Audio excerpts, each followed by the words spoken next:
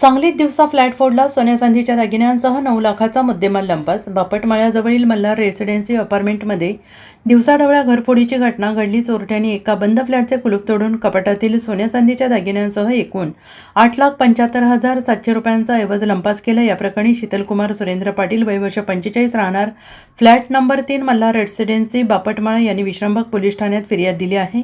पोलिसांनी दिलेल्या माहितीनुसार सरकारी नोकरीत असलेले शीतलकुमार पाटील हे 24 जून रोजी सकाळी 9 वाजता आपल्या घराला कुलूप लावून नोकरीनिमित्त बाहेर गेले होते आणि या दरम्यान चोरट्यांनी त्यांच्या फ्लॅटच्या समोरील दाराचा कडी कोयंडा कशाच्या तरी सहाय्यानं तोडून आत प्रवेश केला आणि चोरट्याने बेडरूममधील लोखंडी कपाटाचा दरवाजा उचकटून आतील 50 ग्रॅम सोन्याचे गंठण, 15 ग्रॅम मणी मंगळसूत्र, सोन्याच्या पाटल्या, अंगठ्या, चांदीचे विविध दागिने आणि कपाटात ठेवलेली 20,000 रुपयांची रोकड असं एकूण 8,75,700 रुपयांचा मुद्देमाल चोरून नेला. पाटील हे सायंकाळी घरी परतल्यानंतर हा प्रकार त्यांच्या लक्षात आला आणि त्यांनी तातडीनं या घटनेची माहिती दिली असता विश्रामबाग पोलिसांनी घटनास्थळी भेट देऊन पंचनामा केलेला आहे. पोलीस या प्रकरणाचा अधिक तपास करत आहेत.